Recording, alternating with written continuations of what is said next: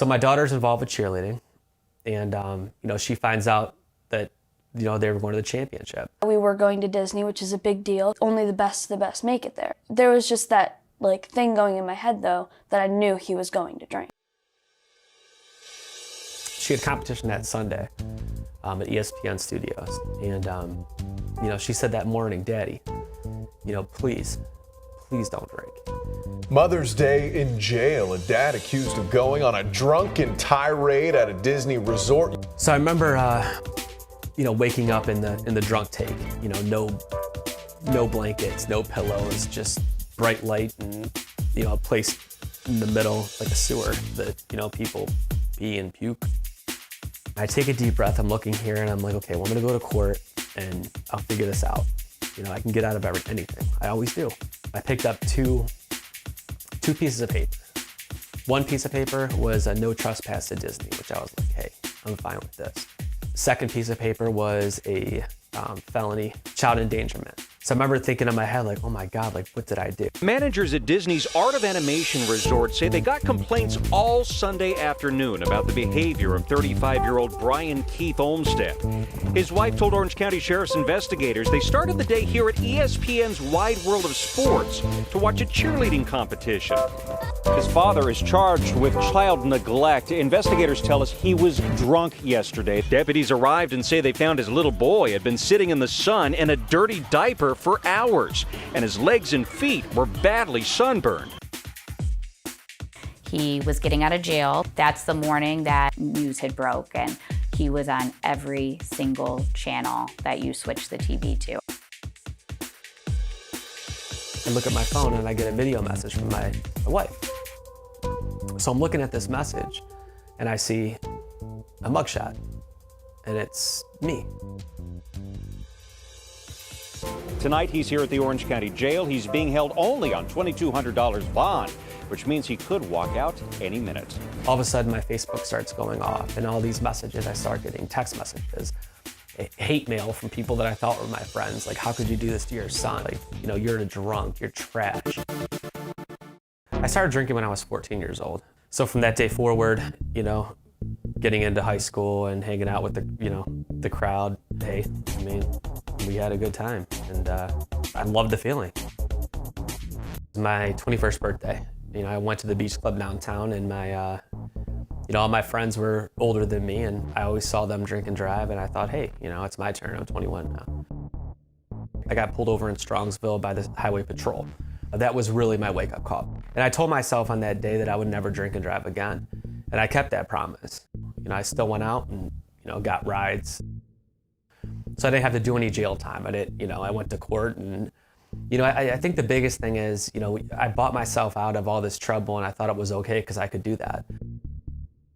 Started to get into our mid-20s, you started to see that, when the guys would go out, or you'd go out as a couple with other couples, that, people, even such as myself, you could have a few drinks and enjoy yourself, but Brian would get to the point that he was blacking out, get to the point that he was picking fights with people, saying inappropriate things. My wife and I decided to get married. You think that when, big events happen in your life, that things will change. And, again, broken promises and telling her things will be different. We're gonna buy a house, we're gonna be a family, and things will change. It was always the same. I already had 2 children, with him by the time we did get married in 2013. But I think you just try to overlook it, because there were the low lows, but then there were the extremely high highs where he would be sober for days at a time, and he would, be working, he was successful, he would be a great dad, going to games, showing up at practices, doing everything in daily life that he was supposed to be doing. So then you start to think, well, is it really that bad if 50% or 60% of the time he's being an amazing father? Maybe I could just overlook the other 40% of the time that is really bad.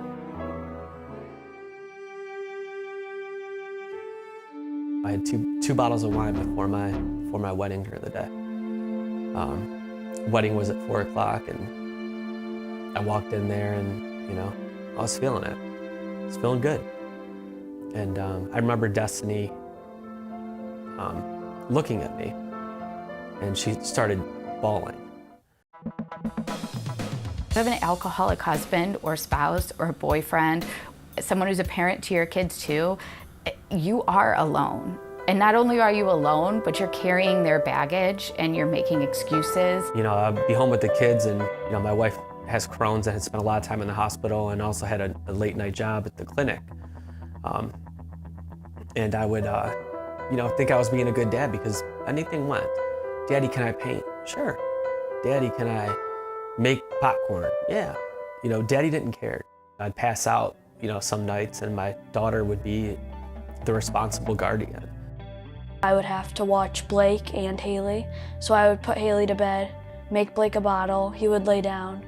So I just kind of felt like I had to fill my mom's role. It wasn't right for an 8-year-old to do. You know, and I thought, no, here's some allowance money, or hey, let's take you to the mall the next day. The baby really didn't speak at the time, so, you know, he really wasn't involved in a lot of the backstory. But my daughter, who's 8, you know, would say, why does he have to drink like this? Is Daddy gonna drink tonight? These kids didn't deserve to live in the constant fear of, would Daddy drink tonight or would he not? Well, alcoholics, alcohol's their best friend. And that's all they care about is their best friend, you know, and they think their best friend's gonna get them through anything. And it doesn't matter who you hurt. My father and my husband have very similar stories and paths. My father was a very functional alcoholic. He was an executive. He had a wonderful career. He really provided for the family. We lived in a beautiful home. I mean, I was an incredible salesperson at work, and I thought I was doing everything just fine. And I thought I was invincible. I was not abusive drunk. You know, I didn't hit anybody. I didn't hurt anybody. So, but it was emotional. I always told myself that I didn't want to be like my dad. You know, my dad was drinking tall cans of past Blue Ribbon. He was an alcoholic himself. But at the same time, I mean, my dad was an abusive guy. He was a hard worker. He was an engineer. He, you know, woke up every morning. Getting into sports, you know, I didn't want him at my games because he was an embarrassment.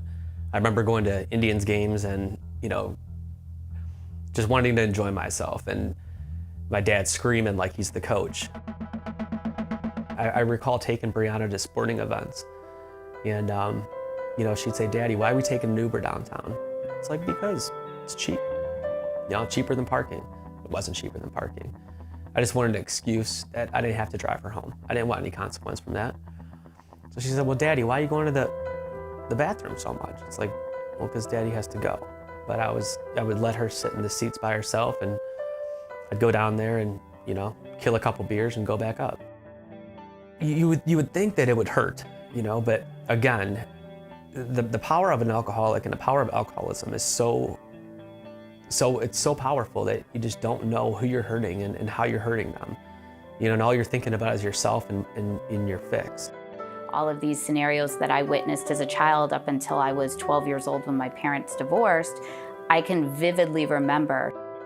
When I look back now at the story that I've lived with my husband, and I look back how I felt as a child, that sometimes is one of the hardest things for me to digest, is that I know that I put my kids through a similar scenario that I lived. It's kind of awful, some of the memories and the things that I pray that they won't take with them for the rest of their lives like I did with my father. I mean, he lives in another country now, and we did not speak from the time I was 12 years old until last year. If my dad didn't change, I think I would have probably just been done with him. And my mom probably would have divorced him at that time. So I feel like he wouldn't have been in my life. But me and my dad have always been so close. So it would have been hard, but it would have had to happen. I think the first time that I knew it was really bad was when he got the DUI, when he ran into the tree, came in, blood all over the counter. My wife and I got in an argument, and when my wife and I got in arguments, like, I always turned to the bottle. So it was around the holiday season, and you know, I knew my favorite drink was Christmas ale. So, you know, paninis I knew were the tallest Christmas ale pour I could get.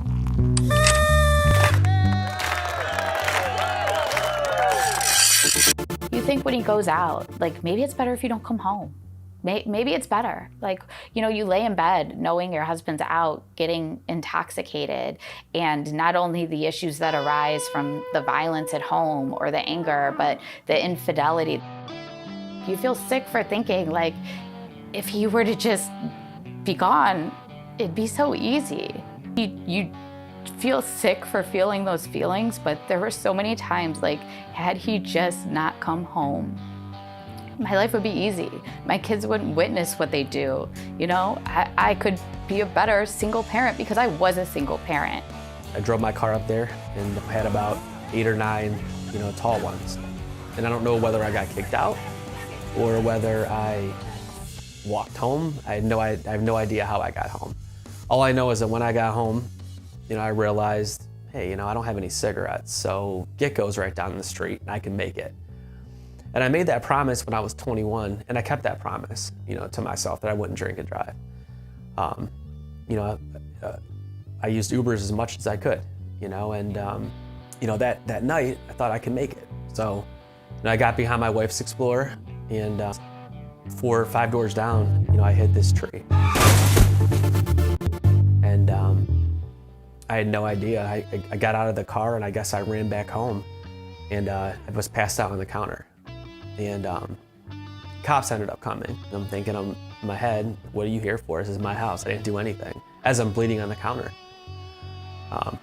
So at that point, I guess they took me to the hospital. And I told myself, look, this is enough. I'm getting to the age where, I have to start to grow up. So, I put a front on thinking, I could do it. And I did give it up slightly. I wasn't my daily old self drinker. I remember it being a good month, and I was excited that that was going to be my new life. Having my dad in the picture, I mean, he did have the stitches and stuff like that, but then one day we came home and he was drinking. My first feeling was anger because he had promised me that he wouldn't, and he did. The second thought, I was just upset because I was loving how my life was going. People that have had DUIs, hey, it's a mistake, it happens, be better next time. Go out, have a couple, If you can't have a couple, get a ride home. Don't put yourself in a situation, where your insurance rates are gonna go up and you could lose your job, you can lose everything. It's not worth it. If I can go back, I'd slap the shit out of old Brian. I mean, alcoholics are selfish, they're thieves, they're liars, and that's what I was. I would just ask him to stop. I would cry about it a lot, but it never really happened until Disney. So, Disney, the first 2-3 days before the competition, I didn't drink nearly what I would normally drink. So I tried to keep that daddy-daughter promise. So I walk into the ESPN studios. Mind you, the Cavs are playing that day as well, and it's a playoff game.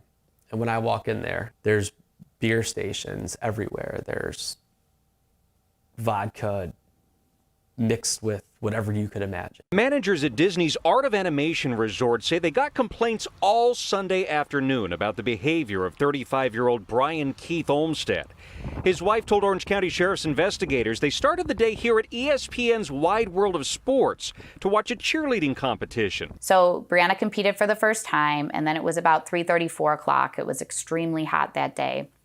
So Brian said he was going to take Blake back to the resort. She said he had just a couple drinks and left about 3:30 in the afternoon, taking their baby boy back with him to the resort for a rest. Witnesses inside the Art of Animation told investigators the trouble started about a half hour later. I get back to the resort, and I go to get Blake changed in the room. And mind you, I still have a fridge full of alcohol. So I took Blake down in a stroller with myself. A Disney manager told investigators Olmstead had his child in a stroller while he sat at the bar here at the swimming pool. She said he was there for a while and drank himself into a state of intoxication. So a couple parents next to me, they looked at me and said, "Hey," and I said, "What?" And they said, "You're an unfit father. You know that, right?"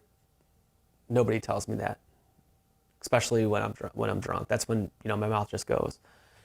So, words were exchanged. the bartender cut me off, and I said, "You're not cutting me off unless you cut them off. It's not fair."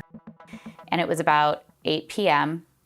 and they were getting ready to go into awards. They had made it to the final rounds, and I got a call from the resort at the Art of Animation that my husband was there with Blake, and he was extremely intoxicated. So in the meantime, I had some words for the officer, saying that I knew Donald Trump, and Donald Trump was going to fire him. So she ends up getting there, and I'm still mouthing off to the police officers. I'm mouthing off to Disney security. And the sheriff said, that he was going to be under arrest and that he, for child endangerment. And so the sheriffs came, they arrested him. Olmsted was trespassed from Walt Disney World and put into a police car where a deputy said he threatened him with violence and told him Donald Trump was going to kill him. They asked if I wanted any medical treatment for Blake because he did have sunburn, and I asked actually for them to bring EMS. I said I would like to have him evaluated. They said he just had basic sunburn. It is what it is. So I then took Blake back to the room with me, and in the interim, Brianna won grand champion, national champion. So out of all the teams in the country, her team came in first place, huge award ceremony on ESPN, and I missed it because I was sitting in a room with my drunken husband and my infant son. And then that evening, I had to take an Uber, since we did not have a rental car, and have a bail bondsman bail Brian out. And the next morning, he was getting out of jail, but he was not allowed to come to the resort. So I remember getting up at like 5 in the morning, and at that point, I go out, and I was wearing a LeBron shirt at the time, and the officers didn't like LeBron because he left Miami back to Cleveland. They said, don't ever come back here, especially with a shirt like that. And I was like, okay. I knew I couldn't go back to Disney, so I ended up going to the closest resort hotel to Disney. That's the morning that I received about 1,000 text messages that news had broke. I remember being sick to my stomach because I was getting text messages from, my buddies back home saying, "Hey, you're gonna be on channel 3, 5, 8, and 19, all the local news stations, in Ohio." And it just so happens that they did an interview with my neighbors.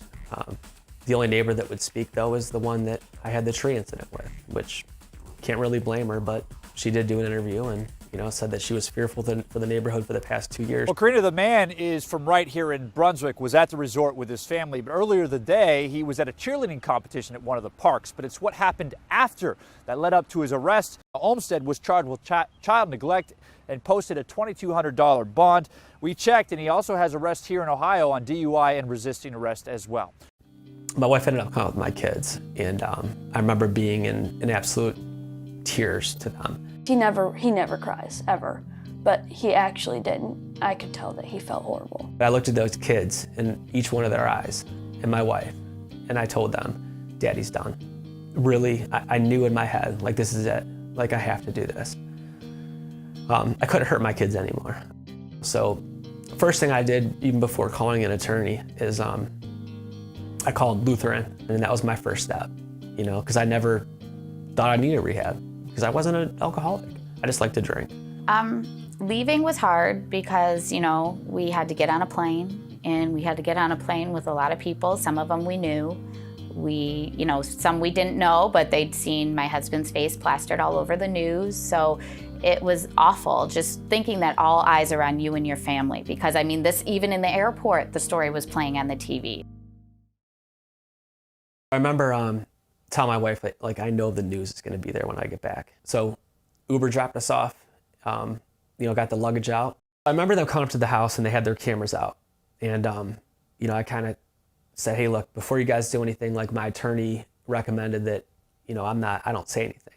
Father's trip to Disney World was far from magical after he was charged for allegedly neglecting his infant son while drinking at a poolside bar. Today, Andrew Horansky spoke with that dad on a story now making national headlines. Hi, Drew. Magical it was not, Sarah. We were there this afternoon as the Olmsted family returned from their trip. And though they admit that dad didn't exactly make the best choices, what we've heard so far, they say, isn't the whole story.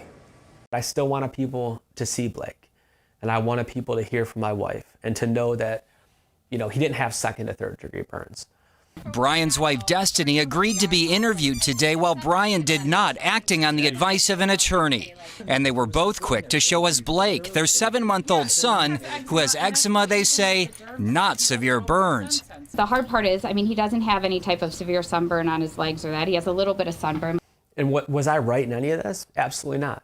But still, to be accused of, something that extravagant, I just wanted to make sure that people did know. Child Services got involved in Florida. They dropped the case once they saw the burns because they were normal sunburns.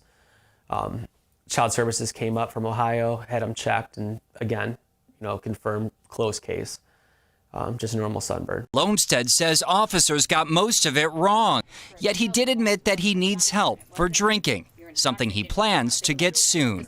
It's unfortunate, and he's going to get the help that he truly needs to get. But, he's a great father. He has a problem, and he's addressing it. After the news left, I go and I'm looking for my daughter, Brianna. And, she's downstairs in the basement. I didn't even know she knew how to open, a beer bottle. She's 10 years old, and she's dumping this stuff down this sink. And, what's going on? She's like, Daddy, I want to help you. All my neighbors knew. I guess they were talking about it at Giant Eagle. They were talking about it. It was like just the talk of Brunswick. And I thought that the news would stop. It didn't. It ended up going viral. Ended up going all over every news station across the country. I was on Good Morning America. I was on People.com. I was on Howard Stern. I was on everything. And it was just all over Google, all over the internet. I'm thinking, oh my God, when is this going to stop? And the news continued for 3-4 days, And I went to meet my boss. Well, I got a call from him the next day, and the call the next day was, hey, Brian, you have to come in at noon tomorrow. I knew at that point what it was. So that was my last day of work.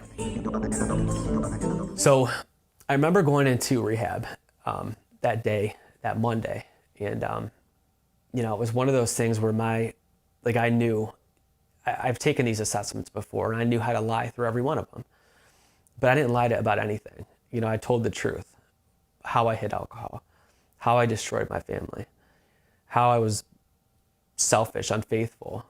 I laid it all down.